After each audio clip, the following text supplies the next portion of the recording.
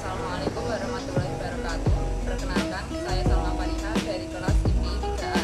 Di sini kita akan belajar tentang katalogisasi. Sebelumnya, pengertian dari katalogisasi merupakan suatu proses atau kegiatan membuat wakil ringkas dari sebuah bahan pustaka. Sedangkan pengertian dari katalog itu sendiri merupakan suatu daftar atau susunan data, baik secara manual maupun digital, mengenai bahan pustaka yang ada di perpustakaan. Lalu untuk pedoman pengkatalogan di Indonesia itu menggunakan pedoman AACR 2 yang mengadopsi ISBD atau International Standard Bibliographic Description. Lalu kenapa sih katalogisasi itu sangat penting dalam perpustakaan? Hal ini dikarenakan katalogisasi mempunyai beberapa fungsi, diantaranya: 1. Pengguna dapat menelusur atau mencari bahan pustaka dengan cepat dengan melalui nama pengarang, judul, maupun subjeknya. Yang kedua, pengguna dapat mengetahui letak suatu bahan pustaka dengan cepat karena bahan pustaka memiliki call number atau nomor panggil. Fungsi yang ketiga, untuk mencatat semua bahan pustaka yang ada di perpustakaan. Nah, tadi kan dikatakan bahwa katalogisasi merupakan suatu proses pembuatan wakil ringkas dari sebuah bahan pustaka. Nah, wakil ringkas ini mencakup 8 daerah deskripsi bibliografi yang mencakup: 1. Daerah judul dan pernyataan penanggung jawab. 2. Daerah edisi dan cetakan. 3. Daerah data khusus. Namun untuk daerah data khusus ini hanya khusus untuk bahan non cetak. 4. Daerah penerbitan dan distribusi. 5. Daerah deskripsi fisik. 6. Daerah seri. 7. Daerah catatan. Dan terakhir 8. Daerah penomoran standar. Berikutnya langsung saja kita praktek bagaimana cara membuat katalogisasi. Di sini saya memiliki sebuah buku dengan judul Ada Cinta di Pus Kota. Untuk langkah pertama adalah menentukan judul dan pernyataan penanggung jawab. Untuk menentukan judul, kita bisa melihat di halaman cover, atau kita juga bisa melihat halaman di balik halaman cover. Di sini judulnya adalah Ada Cinta di Pus Kota. Kita tuliskan terlebih dahulu nomor klasifikasinya di pojok kanan. Selanjutnya di bawahnya kita tuliskan terlebih dahulu 3 huruf pertama nama penulis.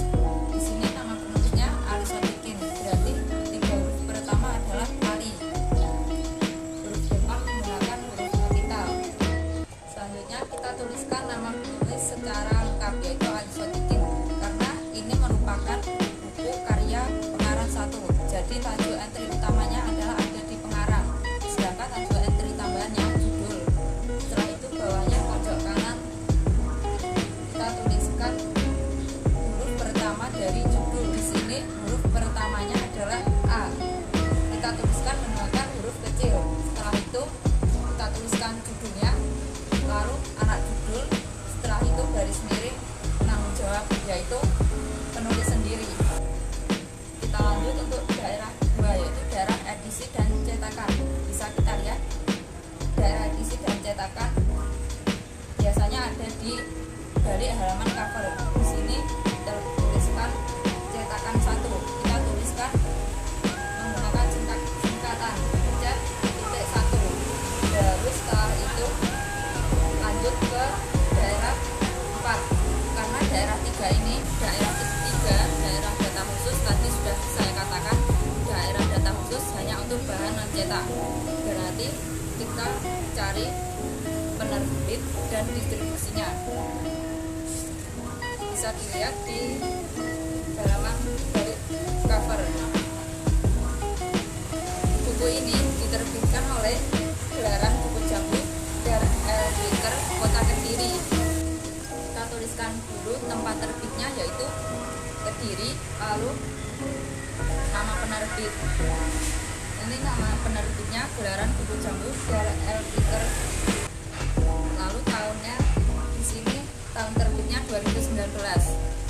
Lanjut untuk daerah 6, daerah deskripsi fisik. Dalam daerah deskripsi fisik ini mencakup halaman buku, ilustrasi, dan ukuran buku. Langsung saja kita masukkan untuk daerah deskripsi fisiknya. Kita lihat dulu untuk halaman Romawinya.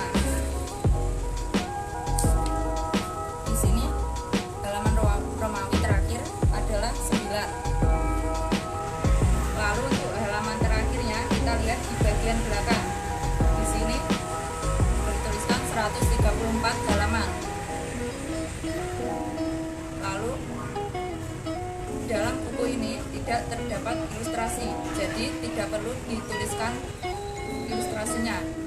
Lalu untuk tinggi bukunya ini sekitar 20 kali 15 cm. Lalu kita lanjut untuk daerah 8, daerah ISBN atau penomoran standar. Karena untuk daerah 7, daerah seri ini hanya untuk koleksi berseri, sedangkan daerah catatan ditulis jika ada. Di sini ISBN-nya bisa kita lihat di cover bagian belakang. Bisa kita tuliskan ISBN-nya. Baik, cukup sekian penjelasan dari saya.